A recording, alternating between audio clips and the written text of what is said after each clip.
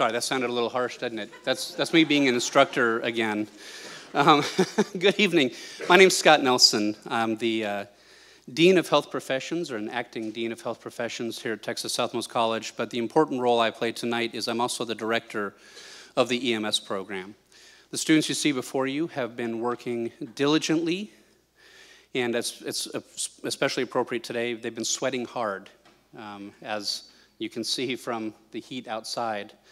I'd like to take a moment to recognize and welcome some of our dignitaries from the school. So, if you don't mind standing when I call your name. The president of the college, Dr. Jesus Roberto Rodriguez.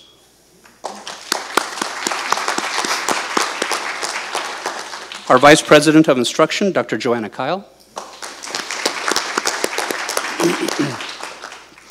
We've got our associate vice president of instruction for workforce development, Dr. Joseph Fleischman. We've got our acting dean of STEM CTE, Dr. Murad Abu Salim. We have Dr. Garcia, one of our board of trustees.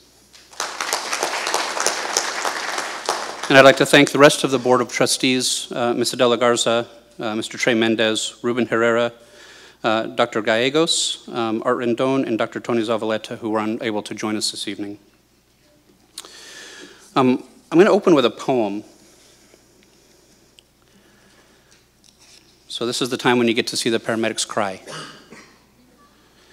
When the Lord made paramedics, he was in his 6th day of overtime when an angel appeared and said, "You're doing a lot of fiddling around on this one." And the Lord said, "Have you read the specs on this order? A paramedic has to be able to carry an injured person up a wet, grassy hill in the dark, dodge stray bullets to reach a dying child unarmed. In our homes, the health inspector wouldn't touch and not wrinkle his uniform. He has to be able to lift 3 times his own weight, crawl into wrecked cars with barely enough room to move, and console a grieving mother as he is doing CPR on a baby he knows will never breathe again. He has to be in top mental condition at all times, running on no sleep, black coffee, and half-eaten meals. And he has to have 6 pairs of hands." The angel shook her head slowly and said, "6 pairs of hands? No way." "It's not the hands that are causing me problems," said the Lord. "It's the 3 pairs of eyes a medic has to have." "That's on the standard model?" asked the angel. The Lord nodded. "1 pair that sees open sores as he's drawing blood and asks the patient if they may be HIV positive, when he already knows and wishes he'd taken that accounting job. Another pair here in the side of his head for his partner's safety. And another pair of eyes here in front that can look reassuringly at a bleeding victim and say, 'You'll be all right, ma'am,' when he knows it isn't so." "Lord," said the angel, touching his sleeve, "rest and work on this tomorrow." "I can't," said the Lord. I already have a model that can talk a 250-pound drunk out from behind a steering wheel without incident and feed a family of 5 on a private service paycheck." The angel circled the model of the paramedic very slowly. "Can it think?" she said. "You bet," said the Lord. "It can tell you the symptoms of 100 illnesses, recite drug calculations in its sleep, intubate, defibrillate, medicate, and continue CPR nonstop over terrain that any doctor would fear, and still keep its sense of humor. This medic also has phenomenal personal control. He can deal with a multi-victim trauma, coax a frightened elderly person to unlock their door, comfort a murder victim's family, and then read in the daily paper how paramedics were unable to locate a house quickly enough, allowing the person to die. A house which had no street sign, no house numbers, no phone to call back." Finally, the angel bent over and ran her finger across the cheek of the paramedic. "There's a leak," she pronounced. "I told you were trying to put too much into this model." "That's not a leak," said the Lord. "It's a tear." "What's the tear for?" asked the angel. "It's for bottled up emotions for patients they've tried in vain to save." Excuse me. "For a commitment to that hope that they will make a difference in a person's chance to survive for life." "You're a genius," said the angel. The Lord looked somber. "I didn't put it there," he said.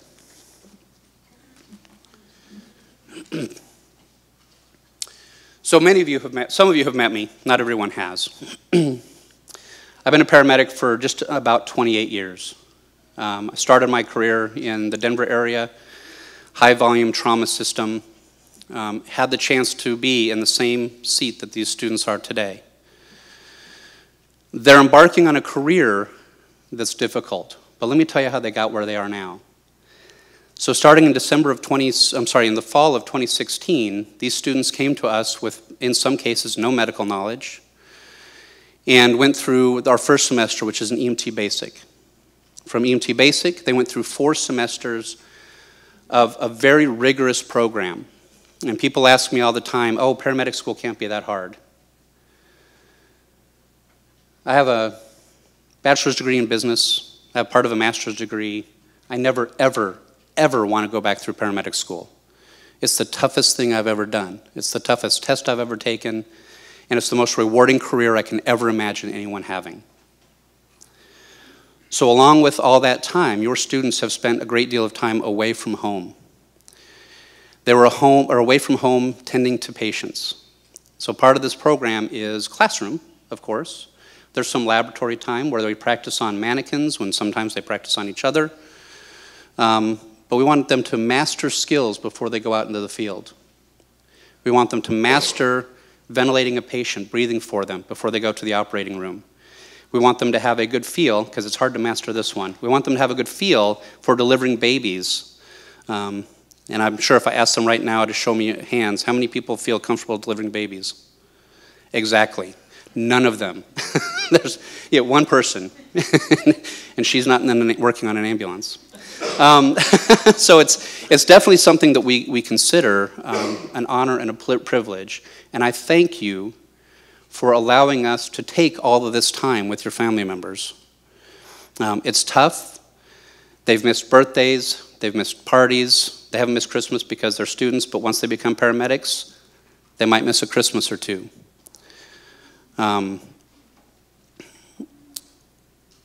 Students, why don't you stand up and turn and face your families, please.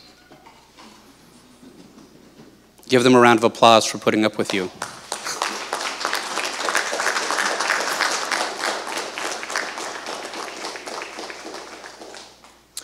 I'd also like to introduce, go ahead and sit down. I'd like to also introduce some of the folks that we've got up on stage here. To my left, we've got our medical director of the program, Dr. Lorenzo Pelli. A medical director, thank you, yep. The program has to have a medical director because this is the person who we as paramedics work underneath. We don't have the authority like a doctor does, or in some cases a nurse does, to just prescribe medications on our own. We have to run with what are called protocols. Some are written and some are verbal. So if something comes up and my protocols don't meet it, my rules to treat and assess patients, if it's not in the written book, I have to call. And I have to ask permission to do certain things, like give narcotics or certain other medications or treatments. To his left, I've got Mr. Gilbert Alcala, also a paramedic. Mr. Alcala graduated from this program a couple of minutes ago. And then to his left, we've got Mr. Hector Martinez. So these two, both of them graduated from this program.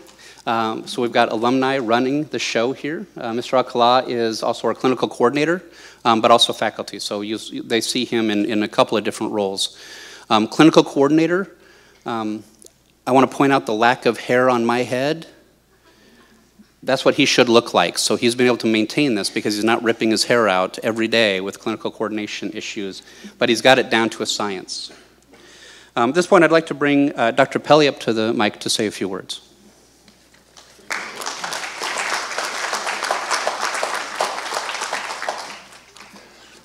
Congratulations, class of 2018. To be a paramedic, you have to endure a lot of school and a lot of effort. You learn patient assessment, you learn intubation trauma, you learn PCR, cardio, pharmacology, you learn about treating the young, the elder, the females. All of this to become a paramedic and serve your community well. You have to congratulate also the teachers and adjuncts that partake in your education. To all of you, serve well your job as paramedics. Thank you.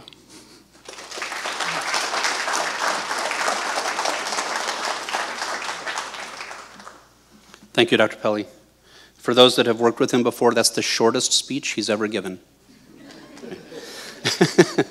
I'd like to bring Mr. Alcala to talk about moving into your career.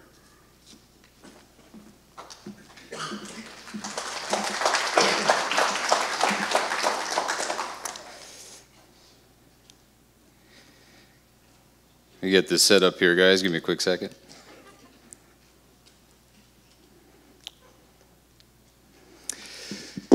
Good evening, everybody. My name is Gil Alcala. I'm a licensed paramedic, and I have the honor of being the clinical coordinator for Texas Southmost College paramedic program. I'm a certified instructor as well.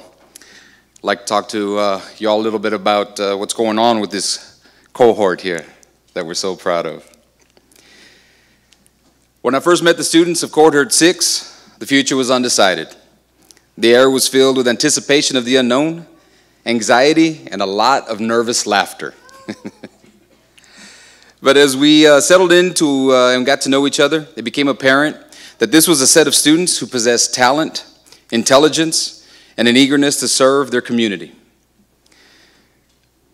As time passed on and the material got tougher, there were challenges, both internal and external. At times, students would lose sight and focus of what really brought them here in the first place. That's totally understandable, especially for such a lengthy goal.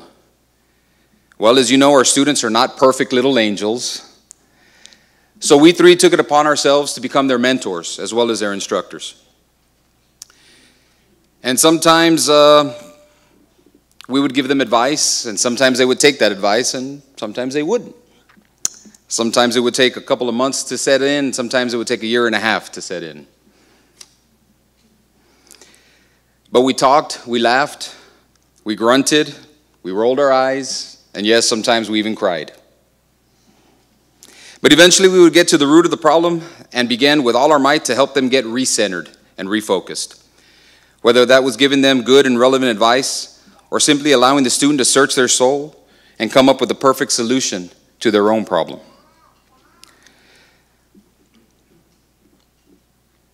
And it's a funny thing when an EMS instructor, much like parents, you see your little prodigy go from rudderless to seeing that bulb above their head turn on.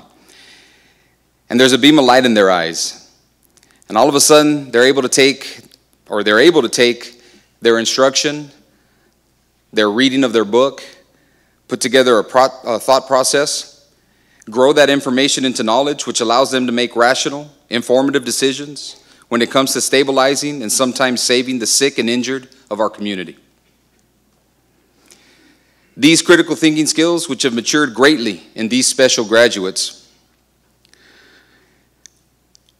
together with a strong compassion for service, is what will propel them to become the next generation of great paramedics. To the parents, the family members, spouses, children, and friends of these special students, thank you. Thank you from the bottom of our heart, from all of us here at Texas Southmost College. Thank you for the support you provided to these folks. As a parent of a recent college graduate myself, I know what a different type of challenge it is to provide this type of support to our adult learners. And I can tell you firsthand that you did it right. It worked. So thank you very much.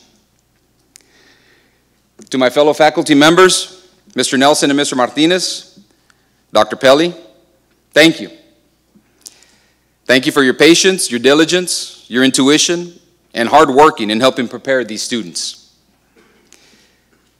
We have a special, talented, and selfless team here at Texas Southmost College Paramedic Program, and I am grateful on behalf of our students and myself for your tireless efforts.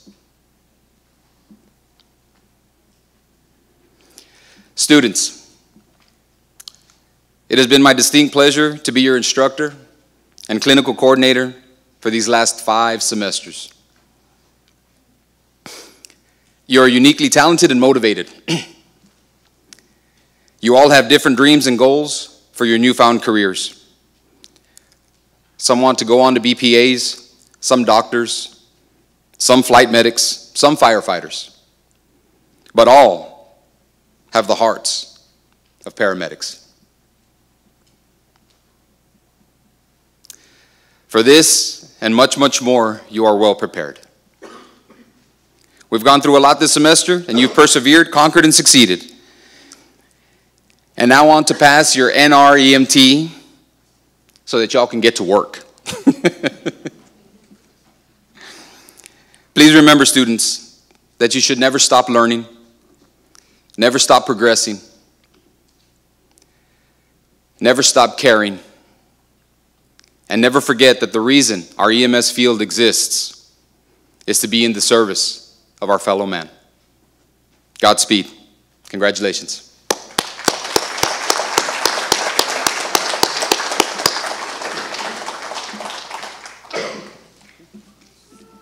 And finally, a few words from Mr. Martinez.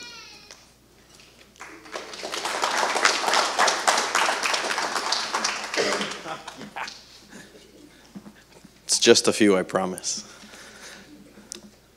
How's it going? Yeah. You did it. So some of you guys might not know this, but a lot of the students in this cohort and I started at this school at the same time. So I was an EMS instructor for a few years at Texas State Technical College, and when I came over here, the first class that I started with was this cohort. So their first day in this school was also my first day as an instructor for them. It was a really, really exciting time for me to see your brothers, sisters, husbands, wives, family members here at the completion of this course. We've taken a lot of time away from you guys with them in order to get them to this point, and there's a very strong likelihood that as they continue their careers, there are going to be some moments when you don't get to see them in times that you normally would. So, you know, for that we applaud you in being strong and guiding them. For you guys, I don't have a whole lot of really formal words, not really my style, but I do have a little bit of advice for you. As you move on in your careers, for those of you that are married and have spouses or have significant others, make sure that you cherish them. It takes a very, very, very special person to be a paramedic. You'll start to find that out as they begin to evolve in their careers and get more and more experience. But it takes an equally as special person to date one. You can ask my wife, and if she was here, she would tell you that. We spend a lot of time away from home, and at some times we devote ourselves to our career a little bit more than we do to our families. And a lot of that is because most of the people that do this job for a living are humanitarian at nature. They do what they do to see others do well, right? We have a little proverb that we read that says, so that others may live. We take that very seriously.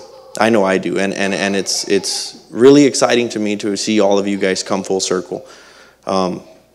You know, Manny, I can think of a story with every single one of you. Manny was always the first one that I saw. Looked at Manny and I said, man, this guy's really quiet. I wonder if he's going to make it through this. I mean, this is pretty rough stuff that we go through. Lorenzo has grown just astronomically every semester as we've continued to go on. Moises was a real special guy to me. He was my leader in the classroom. For those of you that got to see us, I'm also the faculty liaison for the EMS club. He and I spent a few nights together chopping up pulled pork till 1, 2 in the morning so that we could come serve him with the charreada. Rocio was also, I actually met Rocio before the EMS program started. She watched me jump off my roof. That's another story for another day. I promise you everything was normal. It was just a piñata, and I lost my ladder. Maggie has grown leaps and bounds, been from someone that was super quiet and in a shell that was very hard to get any words out of to someone who now we struggle to keep quiet sometimes. You know, Mike is always the guy that everybody sees in the room, and not just because he's almost 7 feet tall. Marco's my 5 gray hairs. Well, we did it, buddy, right? Ashley, Jamara, they came into the program as it was nearing the back end of it, and you guys have all grown into become more than just students to me. You're family to me, and I love you guys with all of my heart. I will always be a mentor, advisor, a friend to you. Whatever you need from me, you'll always have. So it's really exciting to see you have gone from day one to the last day of this. So, number one, love your family, love your spouse. Number two, be lifelong learners. Remember, we did everything that we did for you guys, not just so you could pass a test, right? Because that's not the end game. The end game is to know everything that you can, so that when you're the only thing standing between someone and life and death, you can help them in the positive. Number three, respect. Respect, mutual respect for everybody in your field and everybody around you. Respect is something that seems to have gone out the window for a lot of people, and it's something that I think needs to be brought back into our society. I'm not very old, and that's not against anybody who's very old, right? But I'm starting to notice things that used to be in fashion a long time ago come back in fashion. So I'm hoping that respect is one of those things. Remember to take care of the elderly, right? They're going to be, for the most part, a lot of who you get called for when you're on the ambulance. At this point, they've probably forgotten more things than you've ever seen in your life, right? So just remember to love them, cherish them, treat them with humility, and respect them the way they deserve it. And then most of all, always be yourselves. You guys have gotten this far by being yourselves and remaining true to yourself, so maintain that. EMS is really tough. Really, really, really, really tough. Anybody that's up here can tell you when you're practicing emergency medicine, you see the highest highs and you see the lowest lows. Remain true to yourselves and you guys will be okay, right? I'll see you on the other side when we're partners on a truck, hopefully. Maybe, maybe not, right? But either way, whatever you guys need, same thing goes for your families. If you guys are ever having trouble with any of these guys, give me a call. We know how to keep them in line, right? Well, that was just a few words, guys. If you got nothing for me, I got nothing for you. All right? Congratulations.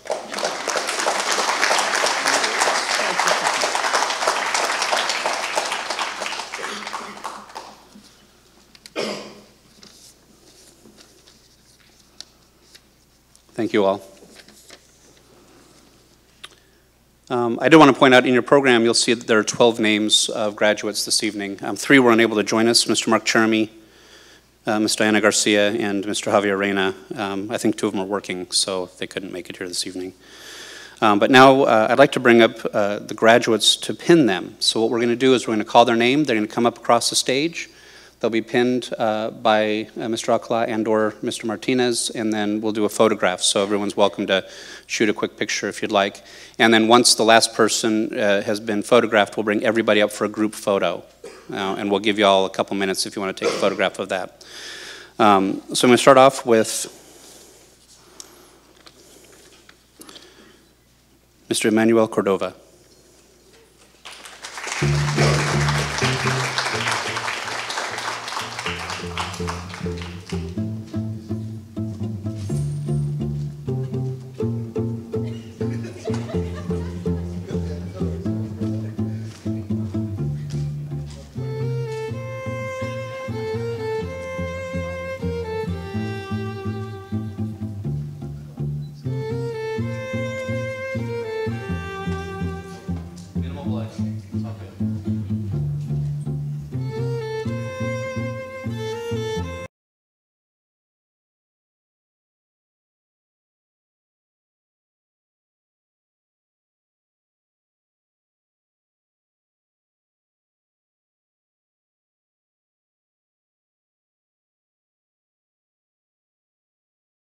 De la Garza.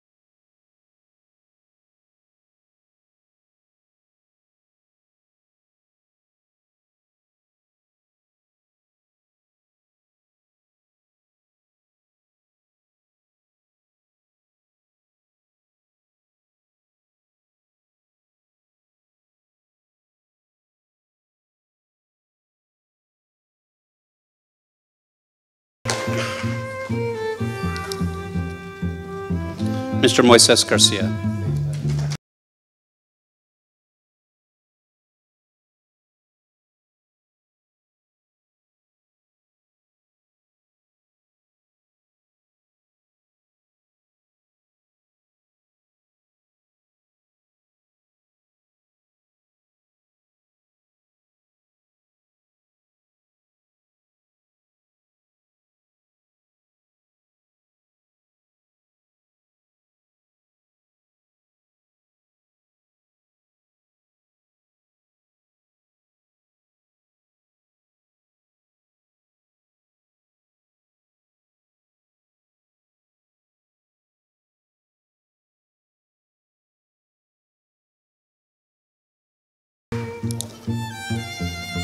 Ms. Rocio Gomez.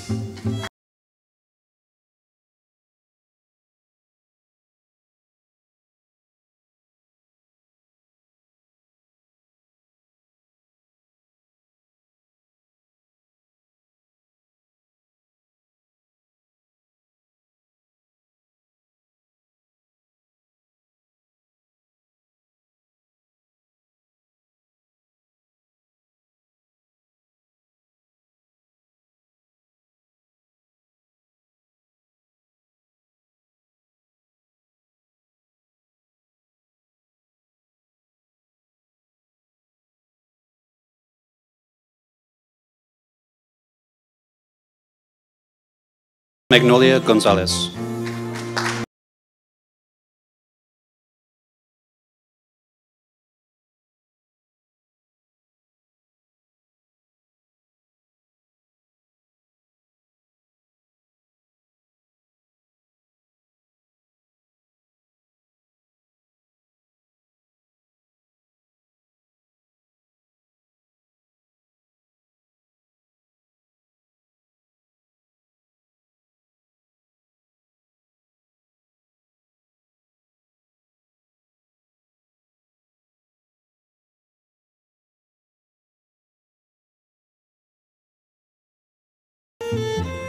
Mr. Mike Melkor.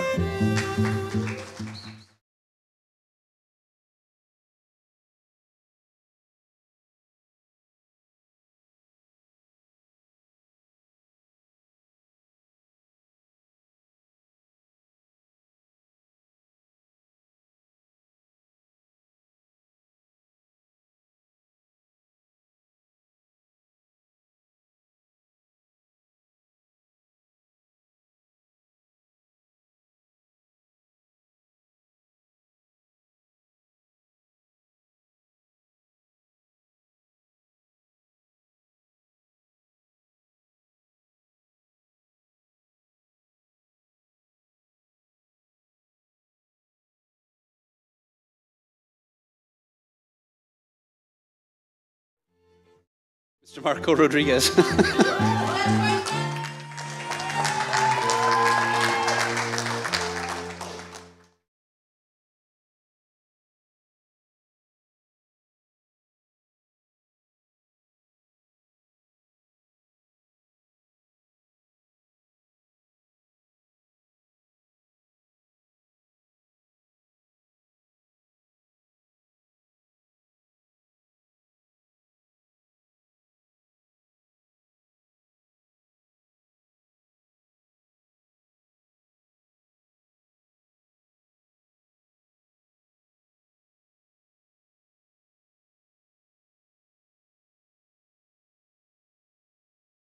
Ashley Salinas.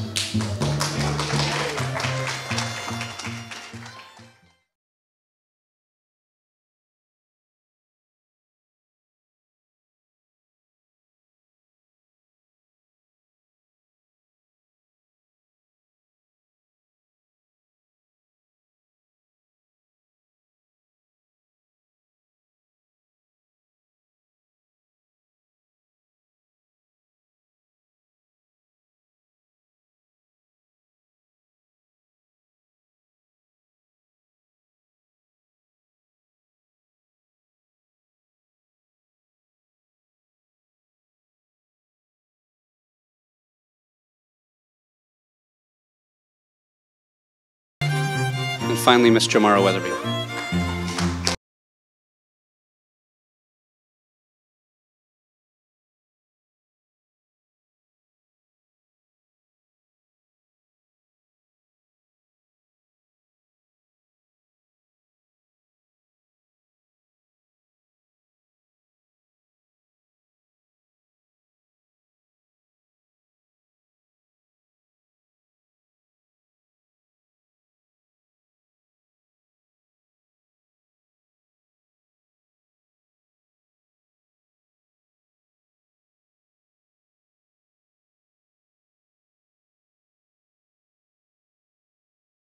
Jomara, don't go anywhere.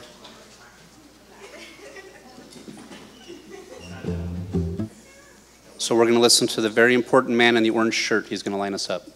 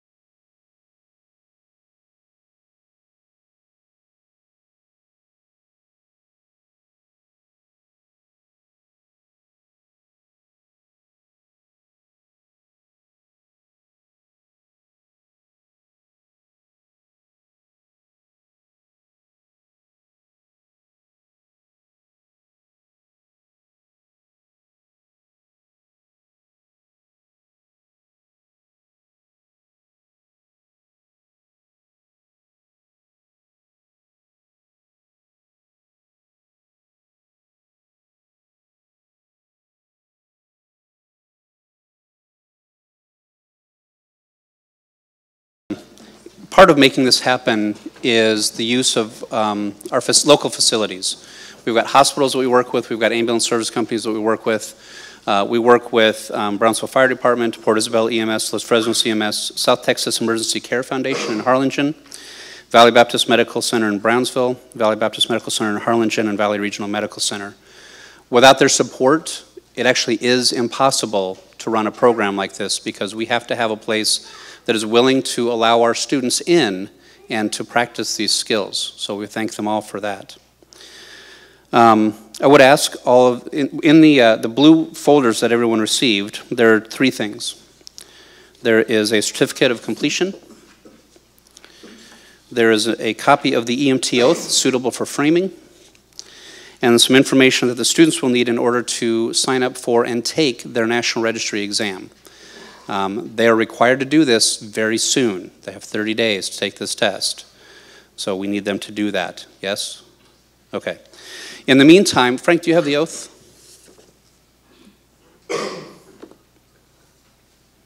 Okay. All right, I'd like to ask the students to stand.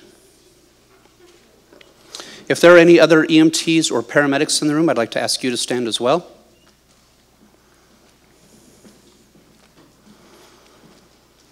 Not everyone, when they went through EMT or paramedic school, gave the oath, but I think it's an important piece to mention.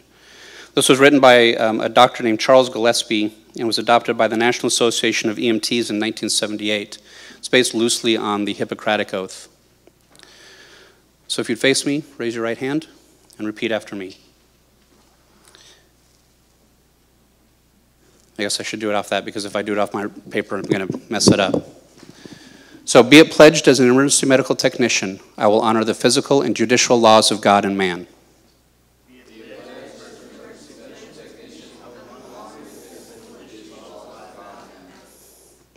I will follow that regimen which, according to my ability and judgment,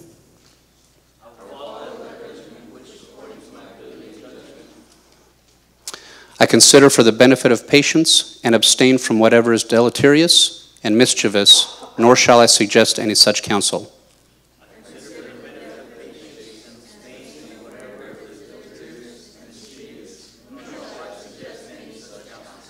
They trip over that word every time. Into whatever homes I enter, I will go into them for the benefit of only the sick and injured.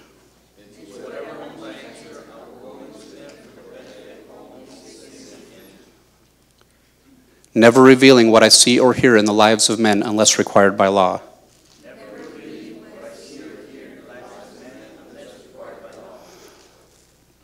I shall also share my medical knowledge with those who may benefit from what I have learned.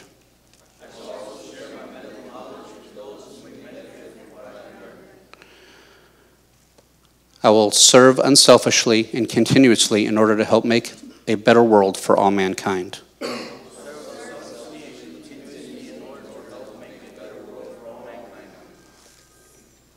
While I continue to keep this oath unviolated, may it be granted to me to enjoy life and the practice of the art respected by all men in all times.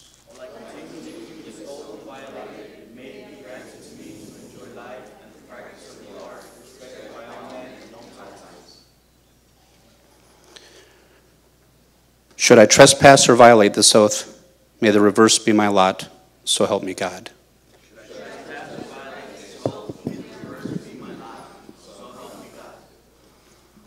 You may be seated.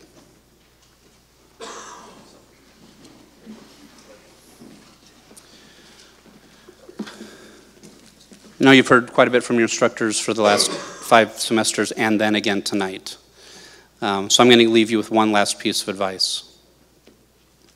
This is a career that can take a toll. This is a career that's stressful. This is a career that will make you tired every minute of every day. But it's also the most rewarding thing that you will be a part of. With that in mind, I encourage you to find a mentor. It can be any of us. It can be someone who you work with. It can be a friend from another agency or another service. But it's someone that you can bounce ideas off of. You have a bad call, sometimes it's hard to take that home and share that with your family. But you can find a mentor and share it with them. Find that person. If you have trouble finding one, find me. find Mr. Alcala, find Mr. Martinez. We are here to help you throughout this career that you have chosen. With that, I thank you all for joining us this evening. We do have some cake and punch out in the front. That concludes our service for the evening.